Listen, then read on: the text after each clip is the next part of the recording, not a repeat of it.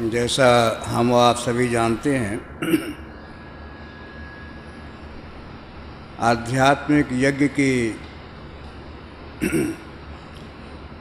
लिए हम और आप यहाँ आए हैं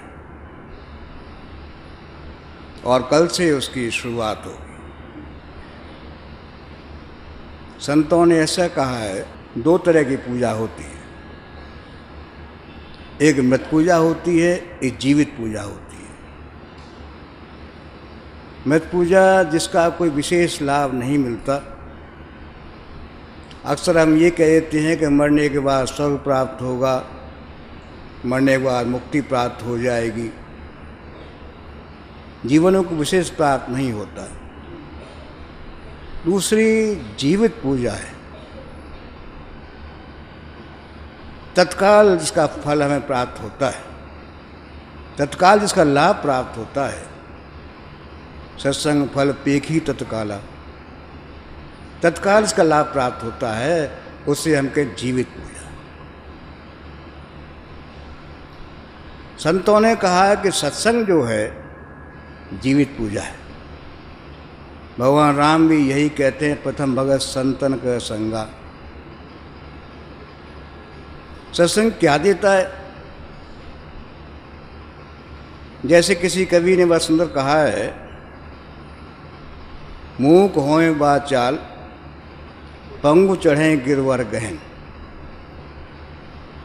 परमात्मा की कृपा से मूक बाचाल हो सकता है, लेकिन सत्संग क्या देता है? गुरु महाराज ने कहा कि सत्संग वो देता है जहाँ वाचाल मूक हो जाते हैं। वो तो कहते हैं मूक हो बाचाल, इन्होंने कहा नहीं भाई, वहाँ तक नहीं, इस आगे ही बात हम कहते हैं। सत्संग वो है जहाँ वाचाल मूक हो जाता है। जैसे आप जानते हैं, घड़ा खाली होता है, पानी भरते हैं, आवाज़ करता है। घड़ा भर जाता है, आवाज़ बंद हो जाती है। ऐसे ही जब आप इसमें गहरे में गोते में जाएंगे तो आप सब कुछ भूल जाएंगे, उस शांति में खो जाएंगे।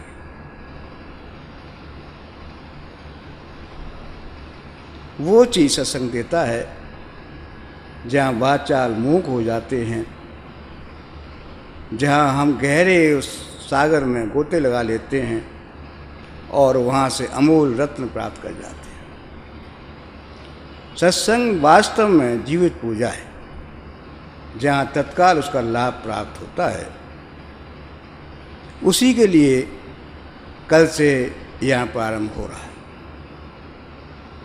एक बात मैं और कहना चाहूँगा, मैंने कभी ये प्रार्थना परमात्मा से, गुरु महाराज से नहीं की कि यहाँ का मौसम अच्छा हो जाए, भंडारे टाइम वर्षा न हो। मैंने ये कभी नहीं मांगा। केवल एक बात मैं उनसे कहता हूँ कि जैसा आप चाहें वैसा करें। पानी वर्षा में सूखा करें, मौसम बढ़िया हो, मौसम खराब हो, ये आप जाने चाहे जैसा करें। प्रार्थना केवल एक ही है, जो यहाँ भाई पधारे हैं उन सभी झोली भर जाए, उन झोली भर दें। यहाँ के आने वाले जाने के बाद संतुष्ट होकर जाएं, यही हम उनसे प्रार्थना करते हैं। मौसम कैसा भी हो, कुछ भी हो, इतनी कृपा करते हैं हर एक की झोली भर जाए। आपके दरबार में आया है, जीवन का श्रेयस प्राप्त कर जाए, यही आपसे प्रार्थना है।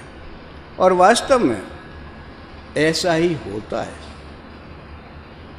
परम पूज्य पंडित महाराज बड़ी बढ़िया बात कहते थे, भाई ये बात कहने की नहीं है, ये बात उपदेश की नहीं है, बल्कि ये बात उतारने की है। सत्संग कहने की चीज़ नहीं है, सत्संग उतारने की चीज़ है। वो कहते थे तुम्हारे प्रवचन से कोई शायद 2-4 मिनट के लिए खुश हो जाए, लेकिन तुम्हें देखकर बहुत से बदल जाएंगे। तुम्हारा आचरण, तुम्हारा व्यवहार, तुम्हारा प्रेम देखकर बहुत से बदल जाएंगे। आवश्यक यही है हम उसे अपने में उतार लें। सत्संग कहने की बात नहीं, उतारने की चीज़ है। उसी की ये पूर्व बेला में हम आप बैठे हैं, कल से उसका शुभारंभ होगा। जैसे मैंने कहा कि आवश्यक यही है।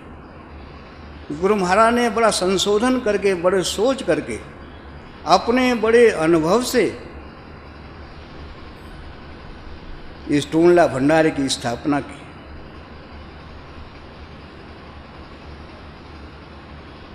उन्होंने कहा कि भाई 3 महारात्रि होती हैं, जन्माष्टमी, शिवरात्रि और दीपावली। जन्माष्टमी में टूणला भंडार रखा, शिवरात्रि पर मथुरा भंडार रखा। दोनों ही महारात्रियां होती हैं। जो भी इनमें प्रवेश कर जाते हैं, जो भी इनमें भाग ले लेते हैं, जो भी इसमें स्नान कर लेते हैं, उन्हें सहज ही जीवन का श्रेयस प्राप्त हो जाता है, कहीं से कहीं पहुंच जाता है। इन्होंने 5 इसमें मीटिंग रखी। 5, जैसा हम सभी जानते हैं, 5 कोष होते हैं। ये मीटिंग एक कोष पार करने की 5 मीटिंग रखी। और निश्चय ही सत्य है, जैसे मैंने कहा कि हम इसे उतारते जाएंगे, तो इन्हीं 5 मीटिंग में आप कहाँ से कहाँ पहुँच जाएंगे, शायद आपने सोचा नहीं होगा। भंडारा गुरु का विराट स्वरूप। यहाँ सत्संगी नहीं आए हैं, ये सारा गुरु महाराज का विराट स्वरूप है। विराट स्वरूप अनेकों रूपों में वही यहाँ विराजे हैं। और ये सुंदर अवसर हमें मिलता है उस परमात्मा की, उस गुरु के विराट स्वरूप की सेवा करने का। ये दुर्लभ अवसर है। प्रार्थना यही है, हम और आप यहाँ आए हैं, उनके दरबार में आए हैं, इसका समुचित लाभ उठाना। करना क्या है, इन 5 मीटिंग में आप हमें बैठें और इसी के बारे में सोचते रहें, विचार विमर्श करते रहें, आपस में गोष्ठी करते रहें, तो आप देखेंगे आप कहाँ से कहाँ पहुँच जाएंगे। संसार की बातें फिर भी होती रहेंगी, लेकिन ये 5-2.5 दिन में हम केवल मात्र उसी अवस्था में रहेंगे, बड़ी सहज अवस्थाएँ प्राप्त हो जाएंगी, जो अच्छे योगियों को जन्म भर में प्राप्त नहीं होती, वो सहज में प्राप्त हो जाएंगी। वो दुर्लभ अवसर हमारे जीवन में कल से प्रारंभ हो रहा है। प्रार्थना यही है, सभी भाई इसमें हमें।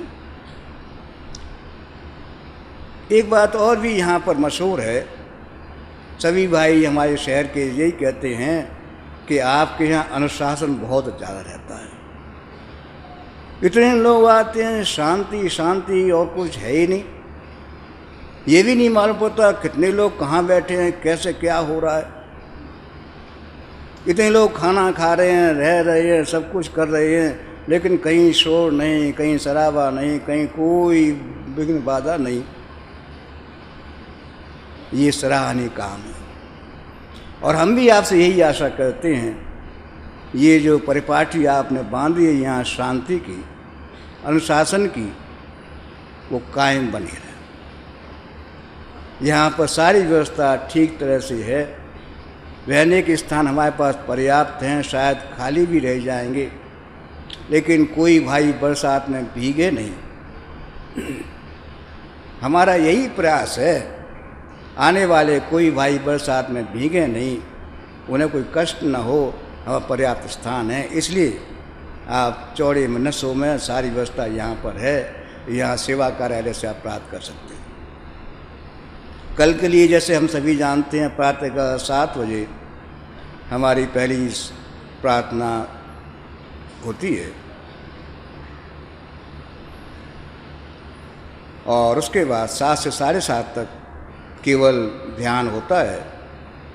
उसके बाद 9 बजे हमारे इस महायज्ञ की पहली सभा, पहली आहुति 9 से 11 तक होगी, शाम को 7:30 से 9:30 तक। ऐसे ही 11 तारीख को 12 को समापन होगा, जहाँ 7:30 से 7:30 प्रातः की पूजा होगी और 9 से 11 तक का प्रसादपण होगा और पूर्ण आहुति होगी।